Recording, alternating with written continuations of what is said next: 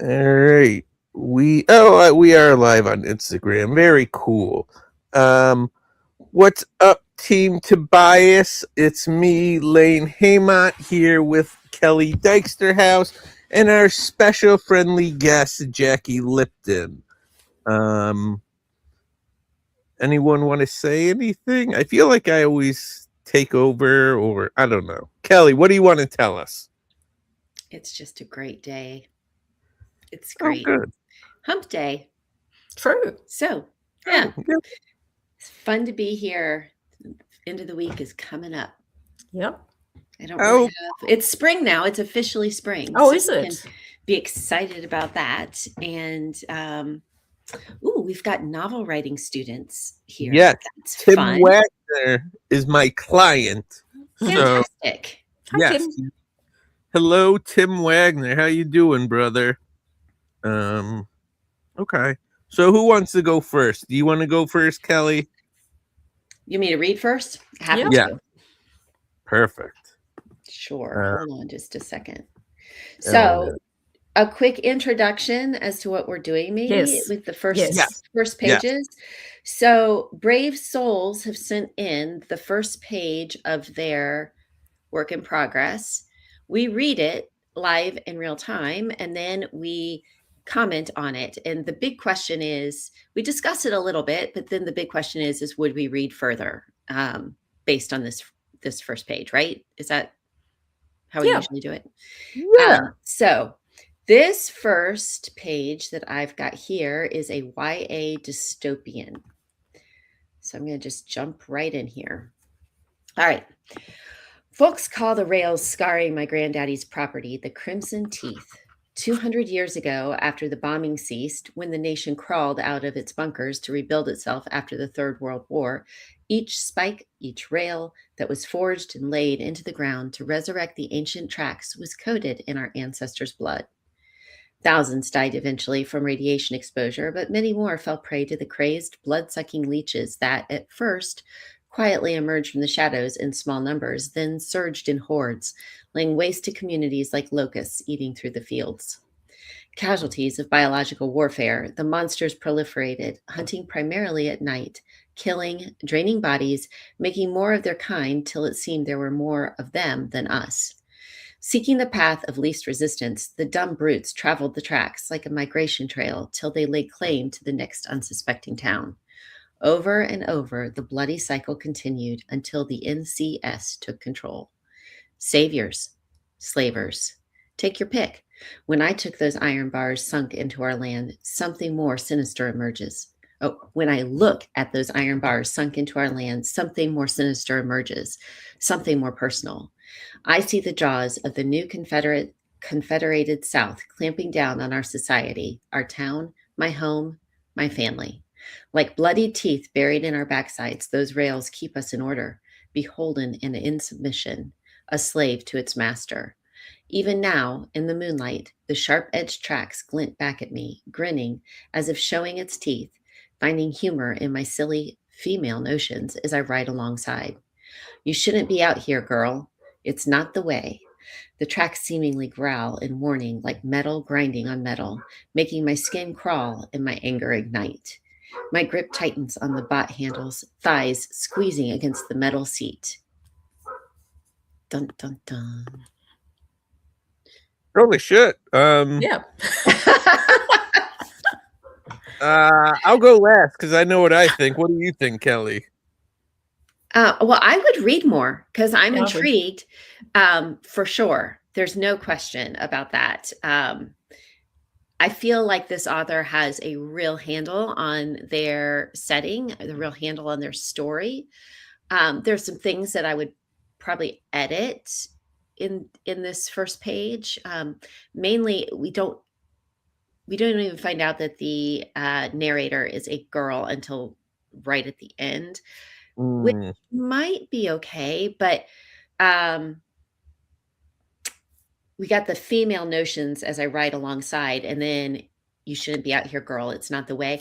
I would like a first name at least of the character. You shouldn't be out here, maybe name. It's not the way. Um, just so that we have a name that we can attach to. And since this is first person, it's going to be hard for us to get a name since it's so much in the head. So that would be a nice way to seed that in. But there's a lot of world building here, a lot of history. It almost reads like a Prologue. prologue to me.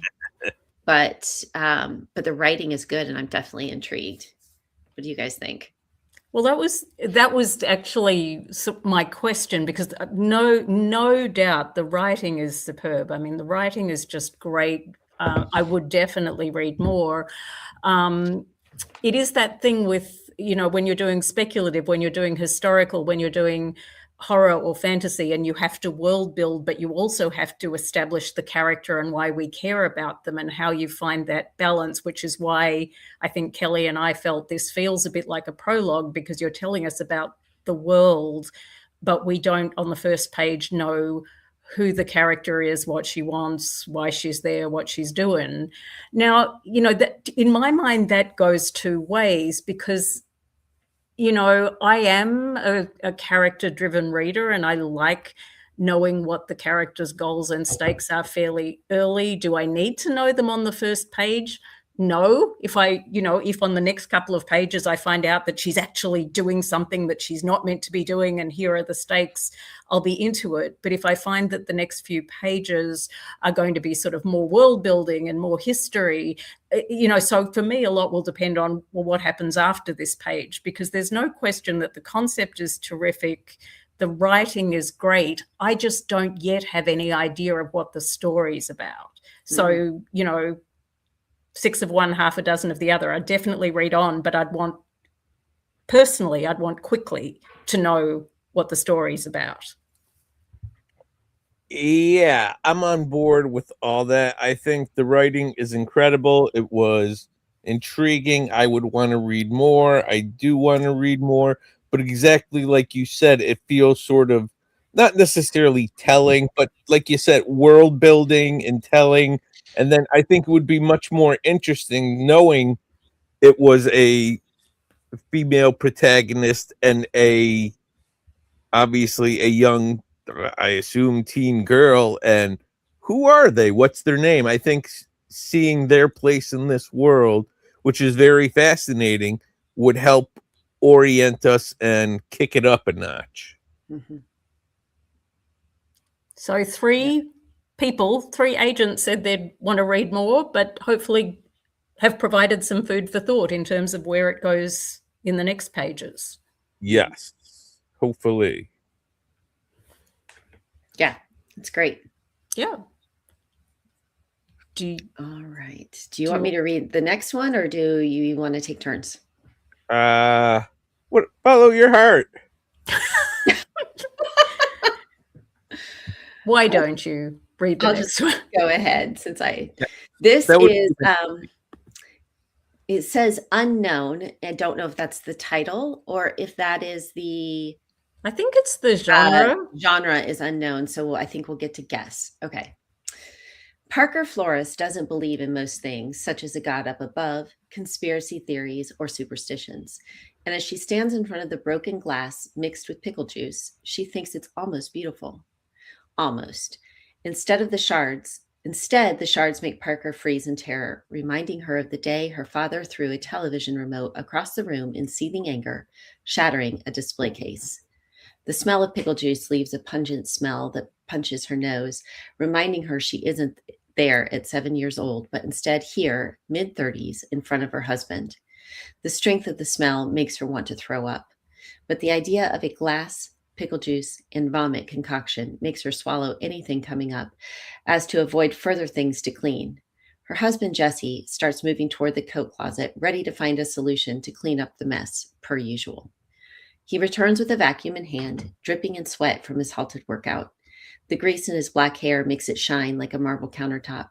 His vacuuming skills are rigid and random, and Parker wishes he hadn't stopped his jazzercise music from playing before he came over to supposedly help her open the jar. Now all she hears is the sounds of the vacuum crunching the glass, making her skin crawl. "You'll ruin it," Parker says, hoping he hears the cry for help over the vacuum. It's made for this, Jessie says. The crunching grows stronger, beating in Parker's ears like a drum. She scratches at her arm until the soft pink skin glows red. She holds her breath and sways as she looks for a lull in the sound to speak again.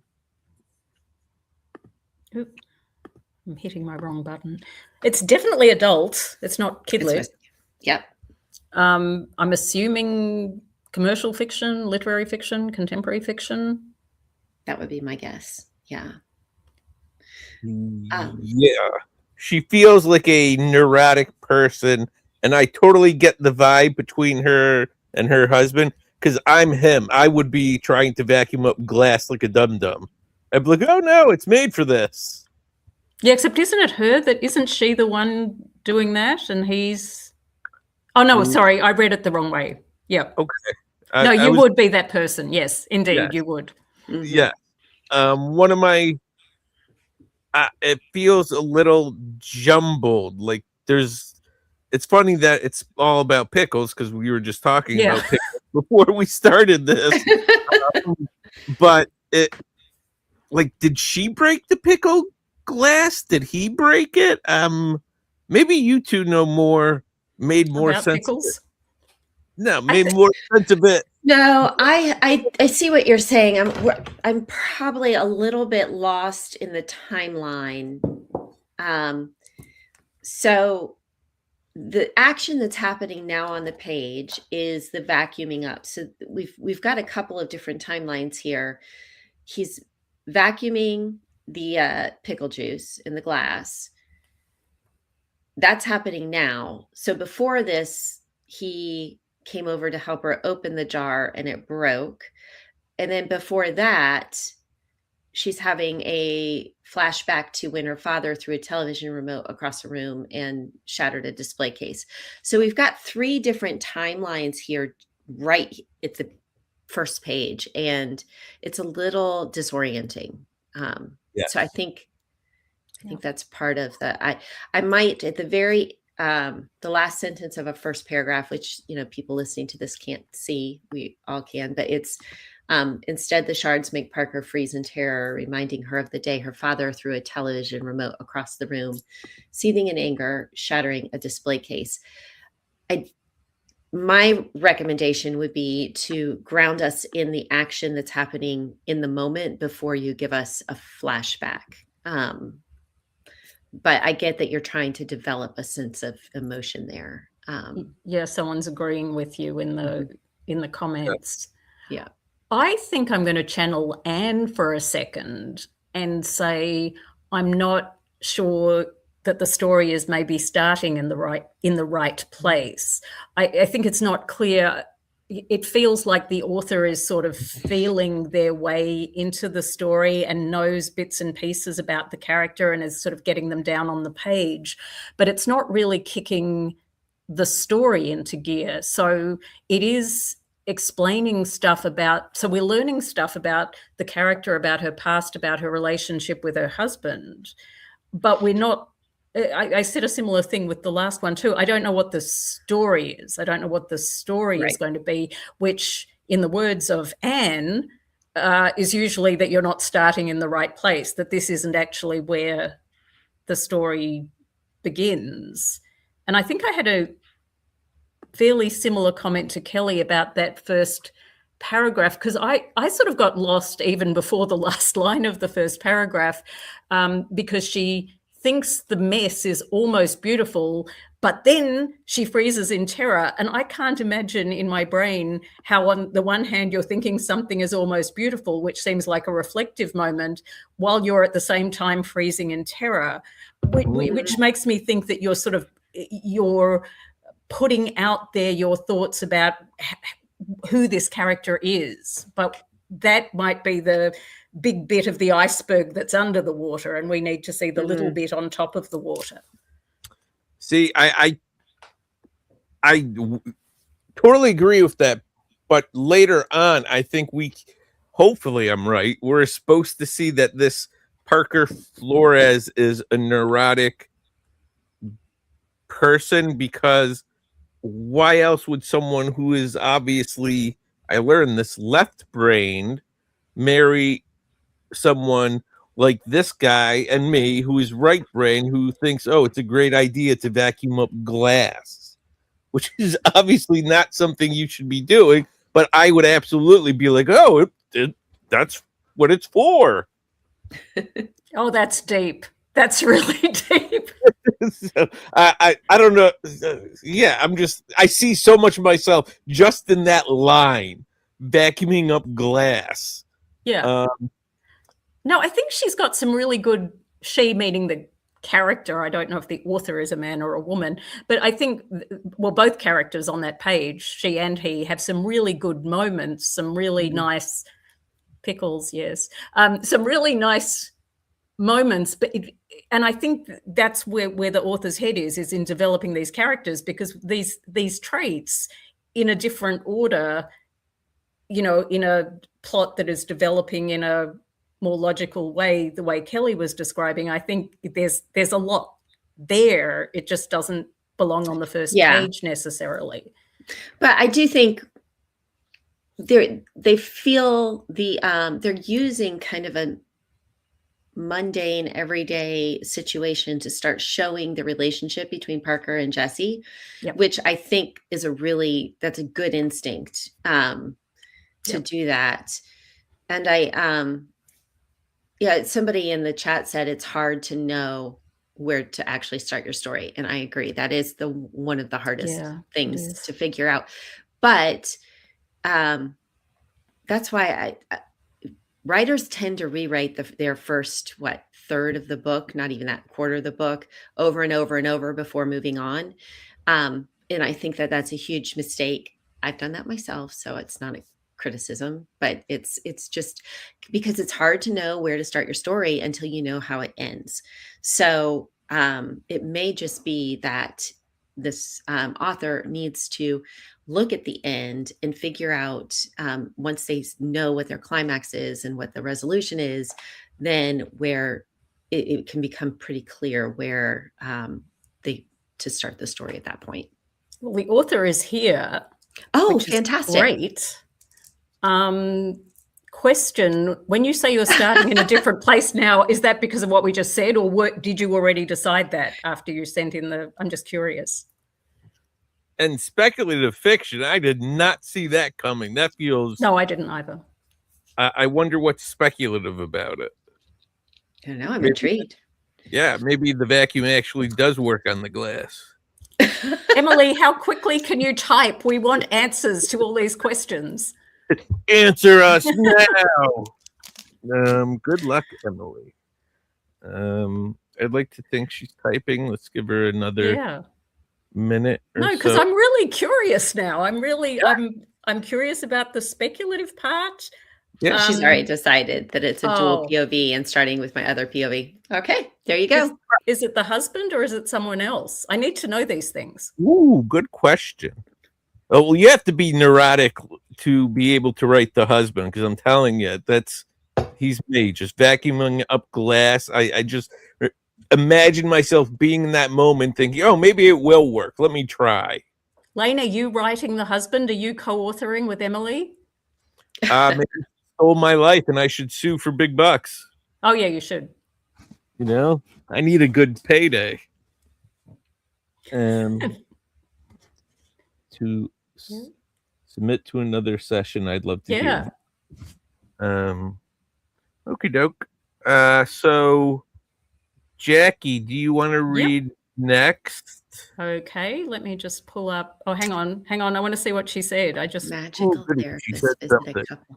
I love that. The couple on the brink of divorce. So I love this concept as well. It's very fun. Yep. What's magical about the therapist? Is it like a wizard or is it like a Bagger Vance type thing? You know, like a magic dude shows up and is like, let me make your life better. Because now I'm super into it. Yeah, I don't want to read the next one until I hear more. This sounds very sort of Caitlin Rosakis. Oh, yes. As a therapist in real life, I'm so intrigued. See, we're all intrigued. We all want to know. Magic therapist. Imagine if a therapist You had a wizard therapist. They just like, "Oop, boop, I fixed you." But That's then the a- thing they fixed would cause another problem, and that would be your whole thing. Yeah, true. Ooh, here we go. Yep. One has them relive the most positive memories and the other most negative memories. Ugh. I don't Is want that- to relive that stuff. I want to read that. I said I don't want to relive that stuff. Oh, Sounds like a great Oh. book. but you sounds could like- relive the good memories, and then Yeah. someone else could relive the bad memories. That Is it sounds like cozy? it's a really fun concept. Oh my Um, god! Yeah. Please tag me when that comes out. I'm curious if it's cozy. So I mean, it would be a great cozy. Don't you think? I think it would be a great cozy. Yeah, and as Evie says, great banter as well. Yeah, Oh, good. it does feel very like it could be a fun, dreadful type book. Yeah. Right? I sort Yeah. of want to read the next one, but I don't want to not see the chat in case she says something else cool. Oh, not not cozy. cozy. Okay. Right. Well, now I will read the next page. Yep. Now we can move on. Now I'm disappointed. I'm disappointed in you, Emily. No, I'm Make it not. Sounds cozy. wonderful. No, it sounds like a lot of fun. Great Yeah. concept. And the pickles. All right. This one is middle grade fiction, and it has a question at the end of it. So should let me read the question before I read the page, just so people can think about it. The question is, after watching the October AMA, I realized my opening bends one of the guidelines discussed. Specifically, it references a past event, not as a recap, but to establish voice, motivation, and mindset. After reading it, do you have any recommendations? All I right. think that goes with this one because it's kind of in front of the next one, but I think it goes with this one. I could be wrong. Anyway, we can answer that question, but I'll read this page. So this is middle grade fiction. The first time I followed a shark was on a morning just like this. Okay, the only time. And fine, the shark was so small it looked like it belonged in a tide pool more than the open ocean. But it happened, and it kind of blew my mind. Now, that shark was somewhere out there, maybe still weaving through the coral reefs of Buttonwood Cove. Meanwhile, the only part of me touching the water was one hand dunked in a soapy bucket gripping a cleaning brush. I scrubbed the paddleboard, rinsed it, and leaned it against the rack to dry my fingers, stinging where blisters had already formed. No way the boards needed this much cleaning. More likely, Uncle Ray was under strict orders to keep me busy. It's not like I was constantly getting into trouble or anything, but lately I couldn't stand being trapped inside. And apparently Mum defined difficult as any time I ran off toward the water. Even from inside the shop, I could tell it was one of those days when the water was so clear you could see straight to the sandy bottom. That's how Dad and I found the bamboo shark in the first place. Finn, you in here? Mum nudged the shop door open with her shoulder, clutching a giant coffee mug in one hand and her phone in the other. She looked barely more awake than she had with her eyes closed on Uncle Ray's couch earlier. Hard at work, huh? I shrugged. No matter how much I got done, odds were high my whole summer would be spent elbow deep in this bucket of soap. Mum just smiled as she followed my gaze out the window. Aren't the sunrises here kind of amazing, she said. Being here for longer than summer vacation isn't so bad, right? And that is it. I wanted more sharks. I like sharks. I like sharks. I think that is a fantastic first line. Yes. Yeah. Well, it just, yeah, it creates so many questions, and you definitely want to read on as a, following a shark is pretty cool, and it places us in a morning, which is great. We're on the seashore. Yeah, this is nice. Really clean writing. I think it's great. I would definitely read on, especially with the last question being here for longer than summer vacation isn't so bad, right? So now I have even more questions, like why are they there for longer than the summer vacation? How long will they be there, and why are they there for longer? And of course, being at the beach for longer than a vacation wouldn't be bad. But so why would she? Anyway, just lots of family dynamics that I'm really intrigued by. Yeah. Ooh, No, you sorry, go ahead. No, I was just gonna say you're really good with middle grade, obviously, since you saw middle grade, because I didn't pick up on any of that. I was just like, oh, what's the story? I want to hear more about sharks. Yeah, I'm not sure if it's a book about sharks, No. I know, but I like sharks. but I do Well, think I mean, we've got to clear this kid, Finn, which again, really nice seeding in of the first name, has a dad and a mom. Mom's on the page. Dad is not, but he's been mentioned. But it mentioned in a flashback something that happened before. Uncle Ray is there now. So it makes me wonder that something's happened to Dad. So there's just a lot of family dynamics that are kind of hinted at just very lightly here that I trust this writer will make clear in the Yeah. pages to come. I think it's a good balance between leaving questions open without being confusing, because that's also a really difficult balance, particularly in middle grade, which is fairly compressed. You know, it's a fairly compressed form that you have to get information across without too many words. But you also have to engage the reader. And Right. I think a lot of the lines that Kelly pointed out, like having that hook at the very end of the first page, it actually reminds me very much of Zippy Cohen's No Vacancy, which came out years ago.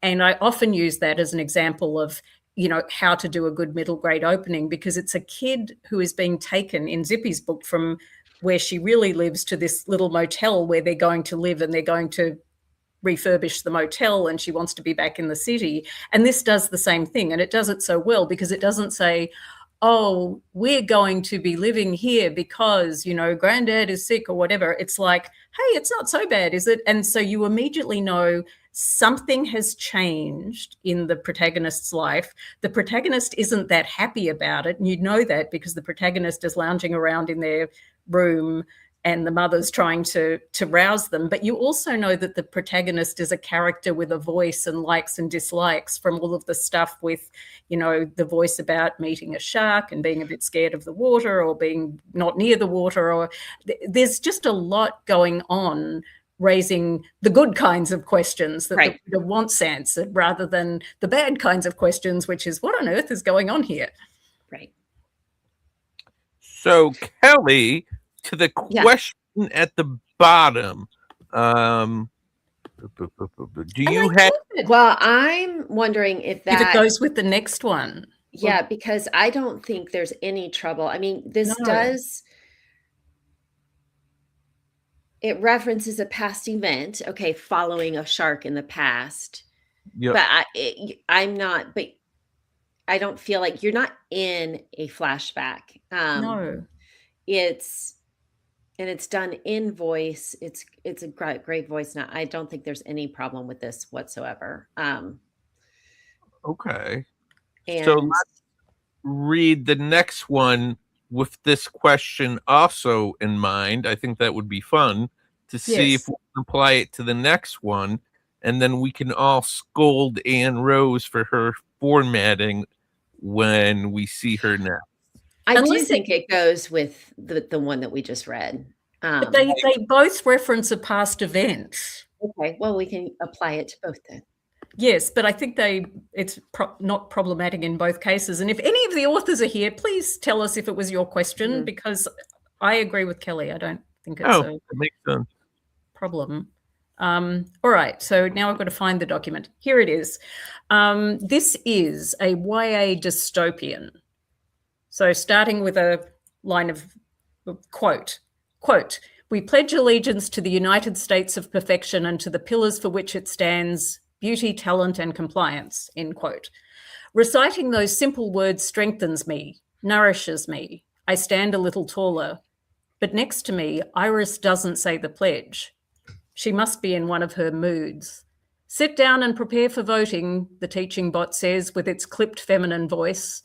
It perches on the massive screen hanging centre stage. There is a certain charm in the theatre's archaic wooden floors and red curtains. Like so much in the USP, it embraces the beauty of the past while reclaiming it for a better future. Rows of tables face the display. I remove my handheld screen from my helper robot. The same little bot has been my personal helper for the past 7 years, ever since I left the nursery at age 10. Shaped like a small bird with metallic wings and a sculpted beak, it is slightly too large to land on my hand, but small enough that it isn't too annoying when it follows me everywhere I go. The engineer's helpers are what make this perfect world possible. Humans focus on beauty and entertainment while the robots do everything else. Rose gathers her golden hair over one shoulder. I still can't believe they only chose 3 new Pro Perfects this last year. Rose sits with pristine posture as if modelling her form-fitting burgundy dress and exquisite makeup, glowing with the deep confidence of knowing she is beautiful and talented. I wilt slightly, ugly in comparison. I say, I don't know why you're worried. You will definitely be a Pro Perfect. Rose blows me a kiss. They'll choose more this year, I say, and hopefully that will include the 3 of us. And that's it. I have lots of thoughts. Why don't you start? You start then. It sounds like a weird dystopian horror miscongeniality. See that? Could be. The Pro Perfect. I don't understand the dystopian part of it. I mean, I know it sounds like a horrorscape, but I mean, for the characters in this world, what's dystopian about it?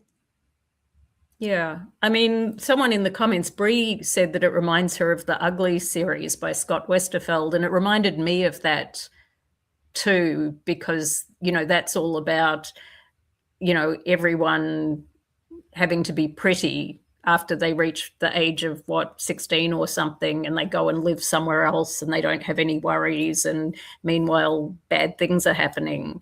And Maria points out it is like that series, except you have to make yourself perfect instead of undergoing surgery for it. So I mean, my comment, and I was here for the early 2000s YA dystopian. I read them all, and this to me reads like a cross. To me, it reads like a cross between Uglies and Alex London's Proxy series, because of the sitting in the classroom with the robot teacher and the helper bots. So I guess my question would be, because I love this genre and I think the writing is really good, but the question for me would be, what is new here? Like these are concepts we've sort of seen before. So I think the challenge the author of this one is going to have in this market is not that the writing isn't good and people don't like this kind of concept. It's just that it's been done a lot. And it is, I think dystopia is kind of coming back, but I think editors are going to be looking for new twists and turns. So, I mean, even the Selection series, the Kiera Cass series, that was all about being a beautiful princess in a dystopian society. So, like, yeah, Divergent meets Ugly. I mean, it's derivative. So, well, the first page is. I don't know if the rest of it is. So if you can lead with the thing that makes this different, I think that would be. So it's not a criticism of the writing. It's the market kind of thing. Yeah, I don't have a lot more to add there. I've never read The Uglies, and I need to put that in my list because I feel like that's a big. You don't need to. You can. I don't know. I feel like it's. You can watch the movie. There's a movie of the first one. Is there really? Yeah. I think there are some. This is a struggle with first person. There are a couple of lines here that I would have labeled point of view violations. It's just the way I first person point of view violations. So,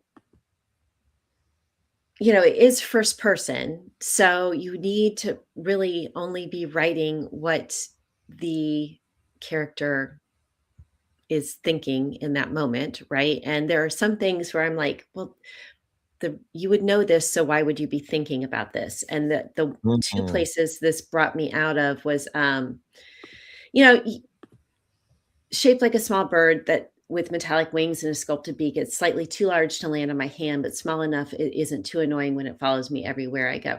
That actually, I don't have a problem with that line, but I think you could put it more in the character's voice rather than being so just kind of narrative.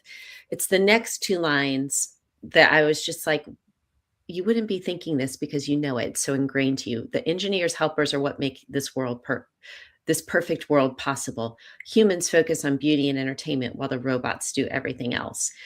I feel like, again, maybe if it's in the right voice, it would work. But when I first read it, I was like, if this is, you could do it like, thank goodness for the helpers. They make this world, this beautiful world possible. And now because of them, I only have to focus on beauty and entertainment. It's just, or just put it in a different voice rather than just kind of the tell. Did those Mm. stand out to you at all? Well, that to me, I was going to say that in a different way, but I Okay. think I'm saying the same thing, but I was thinking about it differently. And it goes to the last line as well. They'll choose more pro perfects this year. I don't know who this character is and what she wants. I don't know if she's critical of the world or if she actually wants to be like she thinks Rose is prettier than her. And she thinks she's ugly, but does she want to be a pro perfect, or is she just doing this because she's friends with Rose? And I think we're not getting a sense of her attitude about the world because we're not getting a sense of who she is. She's sort of in those lines that Kelly pointed out and the dialogue at the very end of that page. She's just saying stuff to the reader. She's explaining stuff to the reader, but I'm not getting a sense of how she as a character feels about all of this. Exactly what I was saying about how is this a dystopian to them? Because it seems like they're A-okay. Hey, she's an ugly duckling and she wishes she could be a pro perfect. Tell me about it. I live that every day, but I'm not in a dystopian. Yeah, that makes sense. And she really doesn't have a lot of agency at this point. She's pretty much observing. We almost know more about Rose and Iris than we do about the narrator. Yes. But I would read on. Really? Yeah, I would too. I would read on at least a couple of pages to see if I could get a sense of the character and to see if this would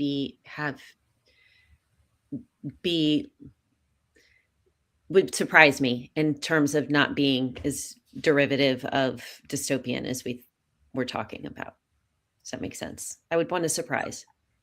And bear in mind too that we know, because we just said it on the last couple of pages ago, that we know that it's hard to find the right place for the story to start, the right voice for the story to start, the right moment.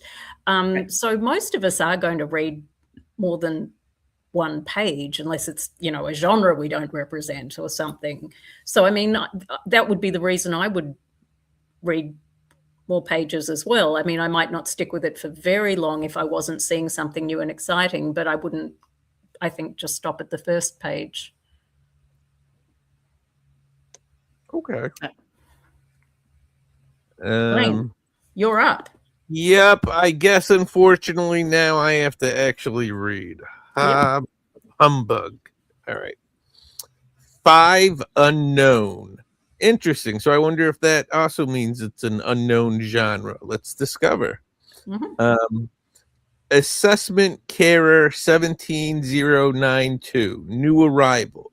Release. Contingent on testing. Are you ready to wake up, Manu? Am I reading that right? Yeah, Manu. He didn't recognize the woman's voice, unable to tell exactly where it came from. It was pleasant, gentle. He wanted to meet its owner, but didn't know where to find her, how to get to her. Somewhere away from his body, Manu existed, detached from full consciousness, surrounded by an ineffable nothingness. In the distance, a faint sphere of white light materialized. A dark blur obscured it, like peering at the brightness through strands of hair. Very well, we can try again tomorrow. A warmth flooded the darkness, the first sensation, amorphous and all encompassing, a coziness that enveloped his very being. There was a slight vibration to it, a hum reverberating through the void he inhabited. The distant sphere of light blinked in and out of existence before extinguishing entirely. The light blinked back into existence and rushed toward him, smashing into his formlessness. He gasped and choked as the physical world thrust its pressure and sensations upon him, to fall from an immeasurable darkness into a world of searing white brought with it an all encompassing pain, like the light itself bubbled and cracked his skin. Good morning, Manu. Welcome back. He opened his mouth to scream, but all that came out was a hiss. The lining of his throat burned. What blisteringly luminous hell had he fallen into? Where? He croaked. Whew! I need a break for a second. I have two things to say. Please. Okay. And I'm going to say the one, it sounds very much like the opening page of Hail Mary. So not the movie, but the movie probably starts the same way. And two, I think I'm going to channel Anne for a second. I think Anne would describe this as a character waking up in the morning. I think we're getting a whole page of the character doesn't know where they are or who they are, and they've obviously been unconscious, and it's kind of like, I understand why Andy Weir had to do this in Hail Mary. I didn't like it, but I understood why he did it. But it annoyed me in that book, and I think it would annoy me in this book, but I'm not actually sure, because it's obviously sci-fi. I'm not sure how you start that kind of story if the character's going to sort of appear in a world that he's unfamiliar with or he doesn't remember being in. So I'm not very helpful. Yeah, it felt a little repetitive, and honestly, just as a me foible, I would change Manu's name because I just keep thinking of Mano from The Craft, Oh, which was such an iconic movie that, you know, Mano, I'm just like, oh man, now I want to watch The Craft. That was a great movie. okay. So I guess I would say that this is definitely sci-fi. I think so. It feels sci-fi to me.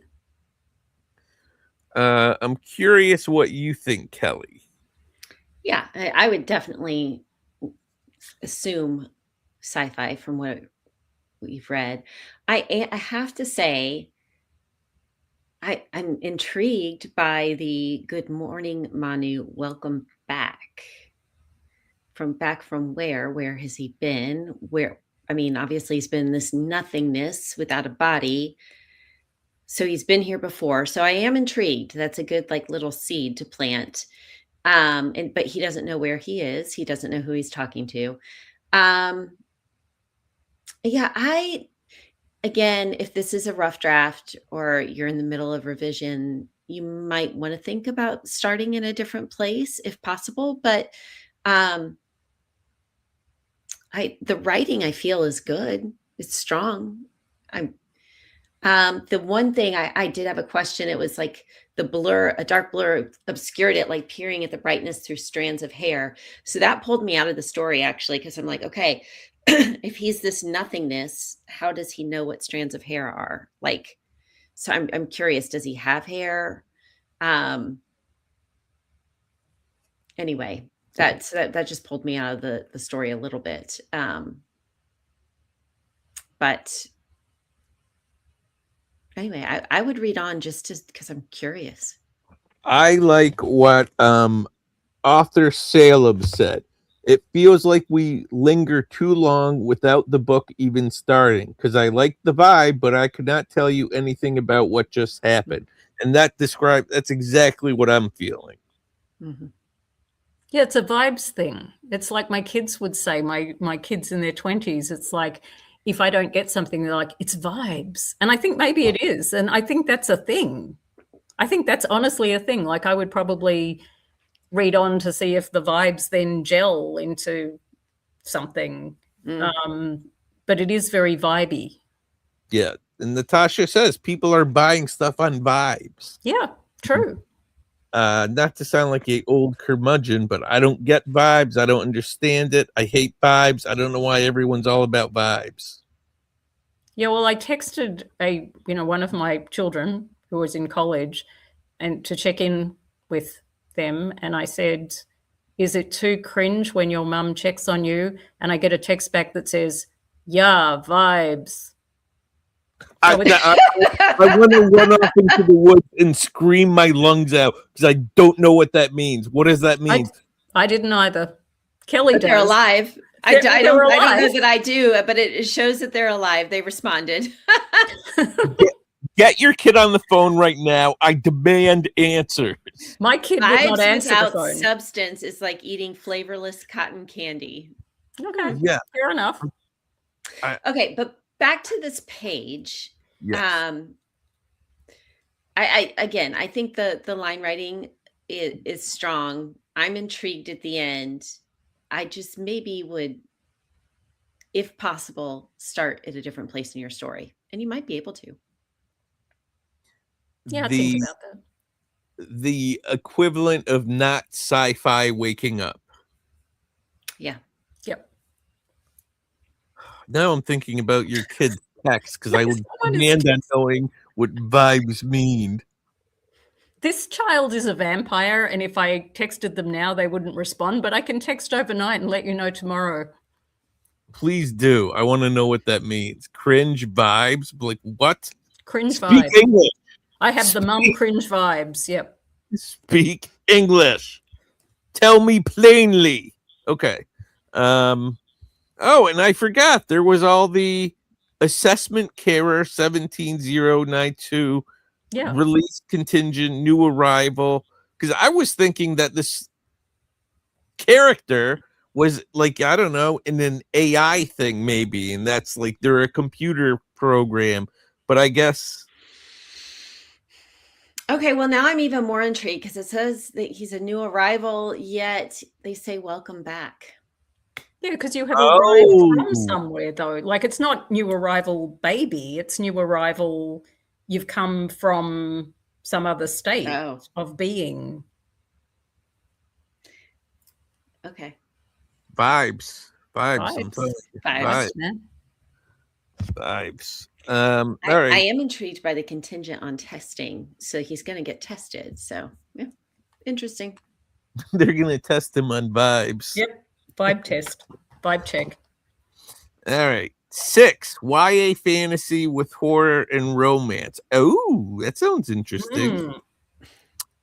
It's just blood. It's just normal. Thick ruby. I double over the forest floor, my stomach roiling as acid rises up my throat, but nothing comes out. Get it together, Ro, I tell myself, wondering if a self-inflicted slap will do the trick.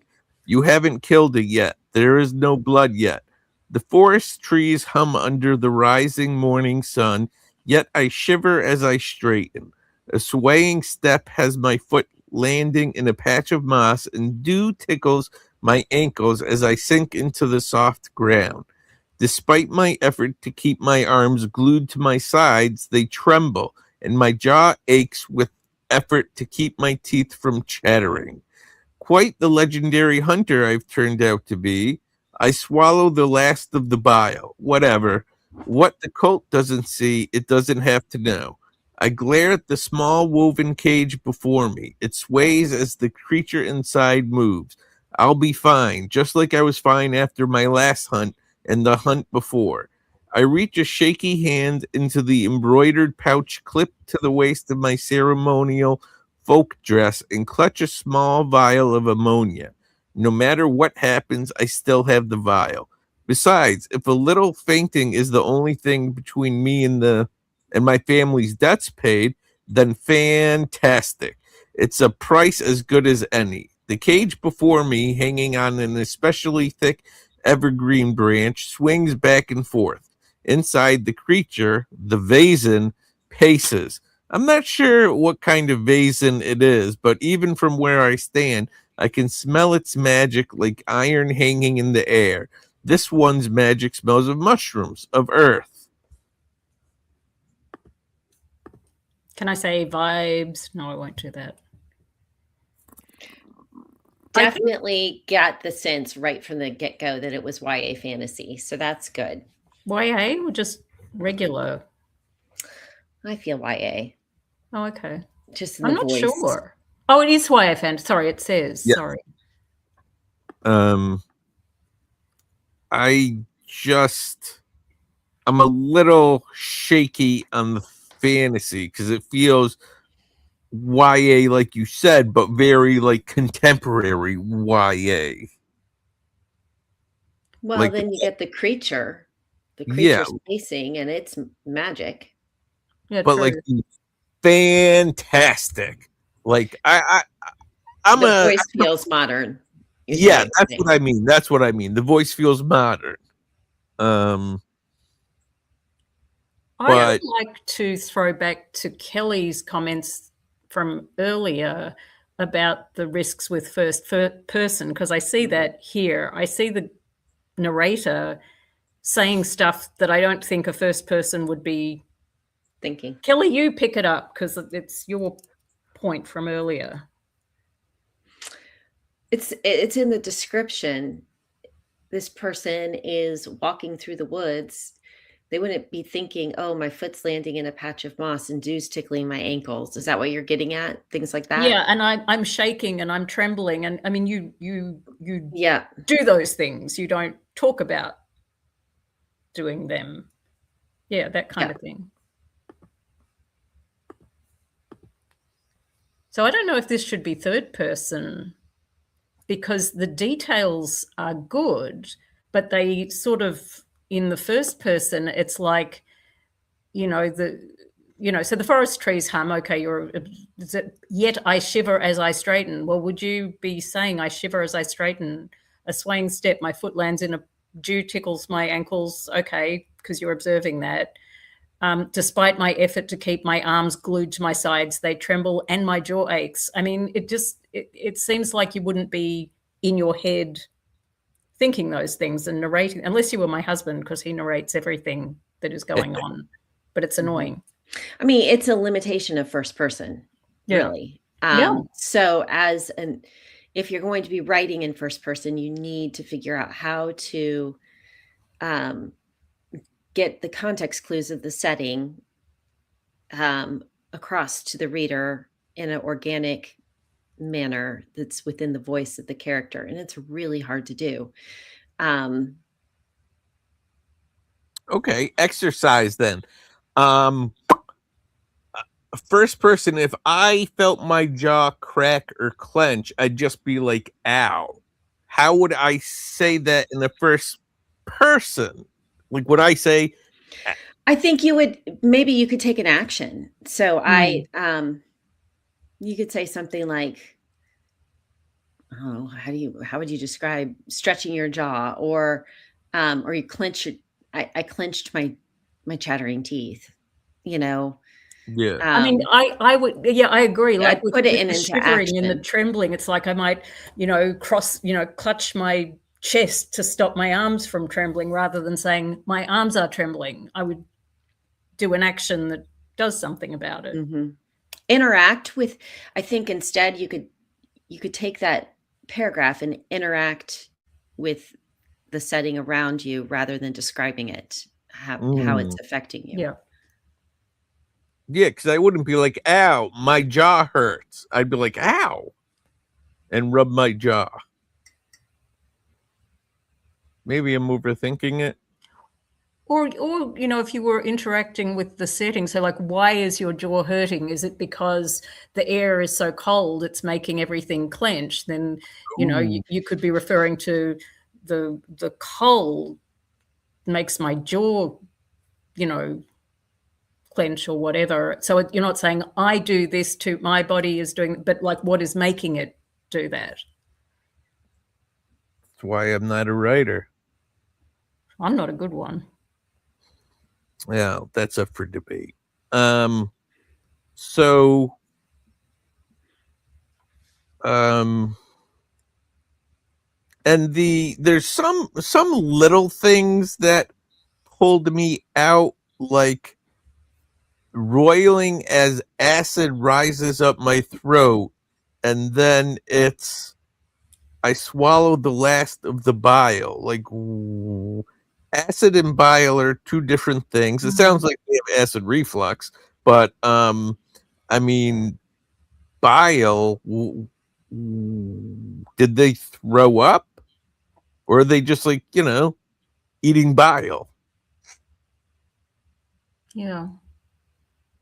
It is a little confusing. It's a little like because there's a lot of bodily functions going on, which is kind of a problem in first person, because you are focused, like the author is focused on what the character is feeling, but then again, I'll do the iceberg thing. Like that stuff maybe is under the water. That's the big bit of the iceberg that's under the water, but the reader really needs to see what the character's actually doing, not what they're feeling.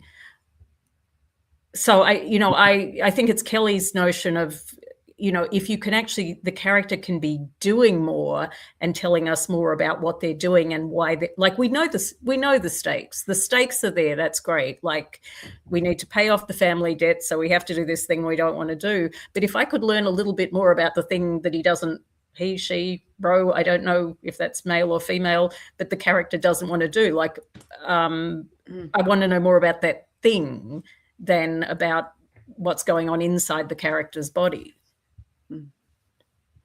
Yeah, Emily Wilde, great example of that. And just as a fantasy reader, if we're talking about fantasy, I want to know about the magic thing in the cage. Oh, yeah. What is it? Is it a fairy? Is it a demon? Is it just some guy?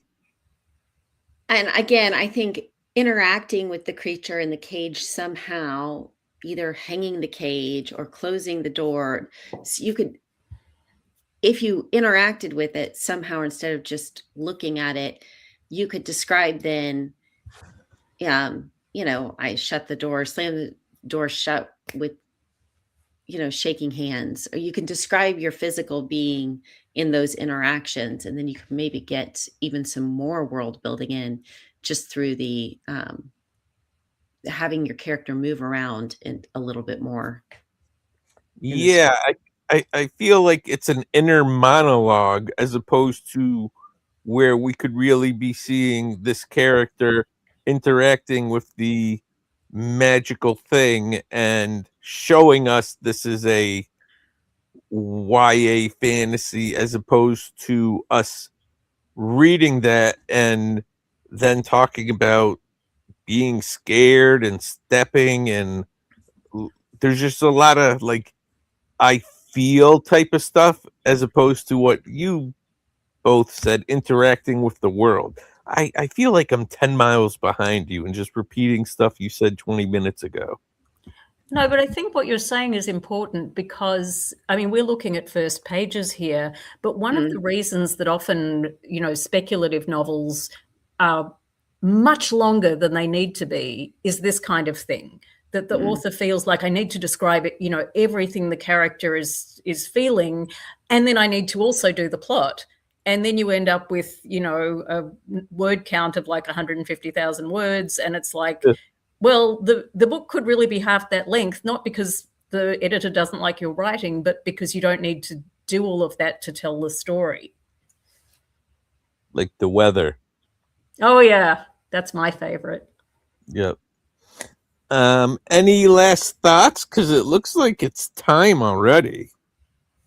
Yes, and author Salem wanted us to read their pages, but these were the only pages we had, I think, for today. Yeah. So there are probably more that we weren't given. Send it in if you haven't, and we can do it next time. I'm very, very down for a middle grade about a fox. Yes, always. I like foxes. They're very cute. Me too. Even if one did steal Muggsy's toy. Yeah. Yes, his stuffy. We got it back, though. Oh, good. Oh, well, good. Okay, so we'll hang on to ones that have already been sent in. We will, and you can always resend it, and we will hang on to them for next time.